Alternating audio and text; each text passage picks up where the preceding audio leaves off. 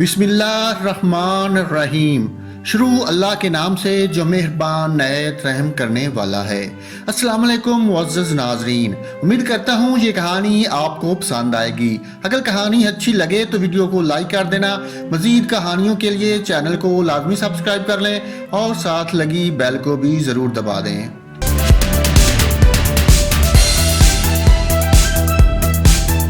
پرانے وقتوں کی بات ہے، ایک بادشاہ کا بہت وفادار غلام تھا جو اس کی ہر وقت خدمت کرتا رہتا۔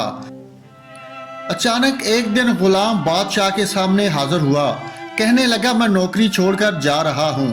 بادشاہ بہت حیران ہوا، اس نے غلام سے پوچھا کیوں؟ غلام نے کہا کہ 5 اسباب ہیں۔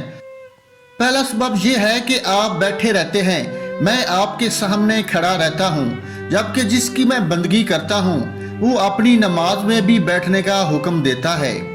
دوسرا سبب یہ ہے، آپ جب کھانا کھاتے ہیں میں آپ کی کرسی کے پیچھے ہاتھ باندھے کھڑا آپ کو کھاتے ہوئے دیکھتا رہتا ہوں، جبکہ میرا رب مجھے کھلاتا ہے، خود کھانے پینے سے پاک ہے۔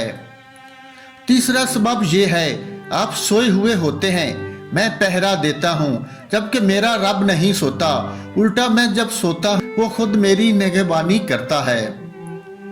چوتھا سبب یہ ہے، میں ڈرتا ہوں آپ مر گئے، آپ کے دشمن مجھے آپ کا غلام سمجھ کر تکلیف دیں گے، جبکہ میرا رب ہمیشہ قائم رہے گا، اس کی موجودگی میں مجھے کوئی تکلیف نہیں پہنچا سکتا۔ پانچواں اور آخری سبب یہ ہے، مجھے ہمیشہ ڈر رہتا ہے مجھ سے معمولی سی غلطی ہو گئی آپ نے معاف نہیں کرنا، جبکہ میں روزانہ 100 بار غلطیاں یا گناہ کروں، میرا رب توبہ کرنے سے معاف فرما دیتا ہے۔